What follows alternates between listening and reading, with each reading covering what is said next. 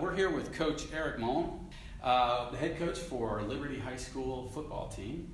And Coach, thanks a lot for joining us. I have a few questions for you. I want to ask a little bit about how you guys interact with the youth program and how important is that youth program to the high school's football program? We think that's the foundation of what we do. You know, it's real important for us to be connected with our youth program. We start that in the summer with our camp. We get all of our coaches, we get our players involved.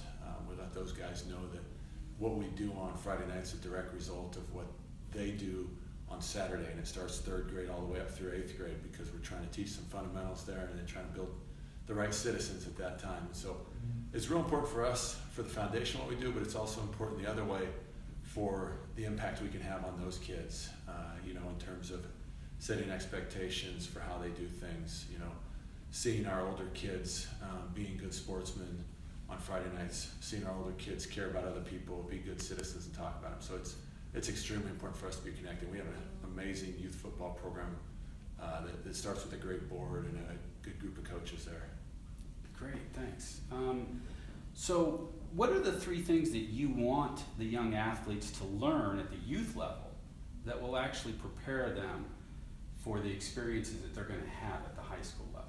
Well, ours go beyond just the high school level. The three things that we like to focus on from youth through high school is sportsmanship, citizenship, and teamwork. We really feel like if we can build a foundation there, we can have a lot of success on the field. But we can't just have success on the field because we have players that are athletic or we draw good X's and O's. They've got to start with good sportsmanship. They got to understand we have to focus on what we do and how we do things. You can't get distracted in games because you have somebody that maybe isn't taking the same approach. Let them kind of break themselves down. Continue to come back out and smile and do things the right way. Shake their hand when they're done. It keeps the focus on what's right and what we're doing. Citizenship, that it goes beyond the football field. You just can't show up on a Friday night or a Saturday playing a youth game and be a good player and a good teammate if you're not doing that during the week. And so when we get into our summer camp, we talk to those kids each day. We ask them one day to go home and thank their parents for what they do. We ask them to think about someone else in their life and thank them. We ask them to go out and compliment somebody that they come across in life, and so we just want to teach them that, it goes beyond the football field. It goes, how you conduct yourself. You've got to be a great citizen, and that'll carry over into what you do in the football field and in life, and then just being a great teammate. As we tell them, football's a team sport, but life's a team sport.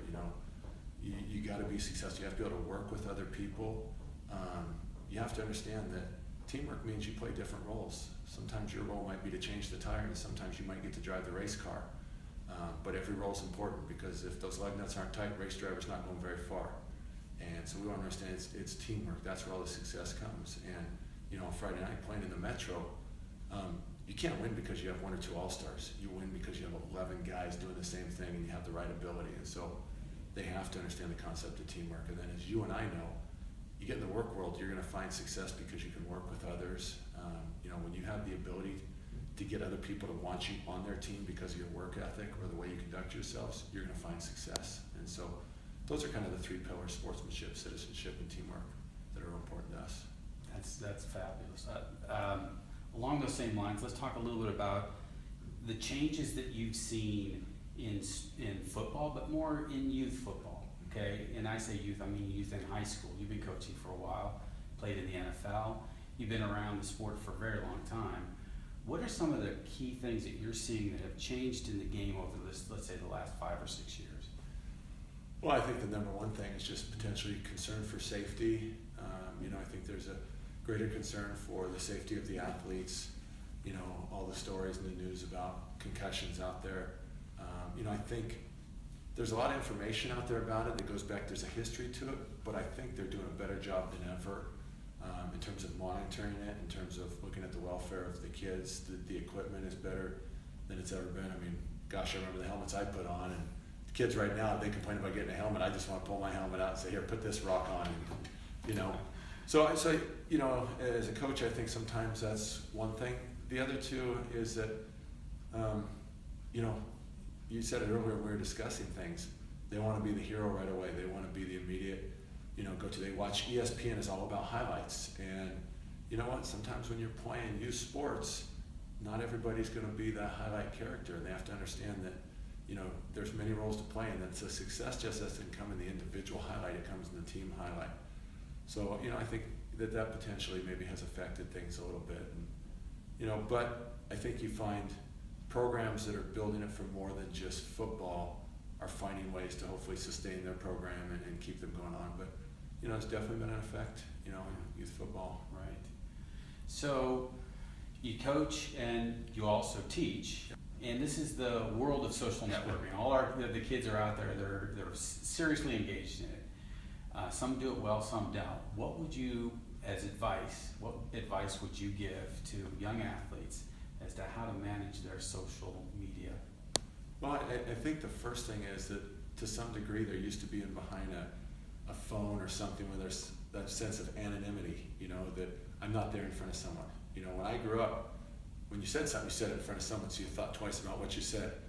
Now they're behind a phone. So my message to them always is, if you wouldn't say it in front of your parents or you wouldn't say it in front of me, let's not say it, let's not put it out there. I want to put their mindset back to where I was when I was in high school, that I knew I had to be careful what I said because there was somebody right there. I wasn't disconnected by a phone or social media. So that was my number one message to them. And again, it continues to go on with sportsmanship and citizenship and talking about the footprint that you leave, that, you know, you might think that you just shared it with a friend, but everything's connected. That friend might share it with 10 other people. And if you say it, unfortunately, it's probably out there. And right now it might sound good and it might sound funny, but down the road to an employer, to a coach or something, it has a whole different meaning. So, you know, trying to remind them, hey, get back to just spending time with your buddies where you can be in a locker room and you guys can cut loose and joke and do things that you just sometimes need to do to grow up, but don't do it on social media, don't do it on the internet, you know? Right, I definitely get that. So you've coached at All-Stars. Last year you coached some All-Stars. You've been in the NFL, you've seen athletes at the highest levels as they perform. What would you say are some of the consistencies that you see in those particular athletes that do make it to the highest level that they have within either their character or their ability? What are those things? I would say work ethic is one, just an incredible work ethic. It doesn't matter whether they're being coached to do it or they're out there getting reps on their own. You know, it's just amazing. Some of your best athletes, you'd think those guys are just naturally born with skills, are your hardest workers. I think to some degree, learning to be humble and accept that you have a role on a team, and sometimes that role might be at the forefront in the center, and other times it might not be. You may be the starting quarterback one day throwing the game-winning touchdown, but you might have to start as the scout team linebacker that's given a look. And, you know, people that understand that you rise up and take whatever role to get there, I think, you know, I see that make a difference. You know, and then I think teamwork, people that really kind of embrace that concept of whatever the team needs, when they tend to do that and they have a work ethic, they tend to find great opportunities, because eventually that rolls over to not just whatever the team needs, but the coach is saying, we need to put this player here, we need this player doing this because of who they are and what they do.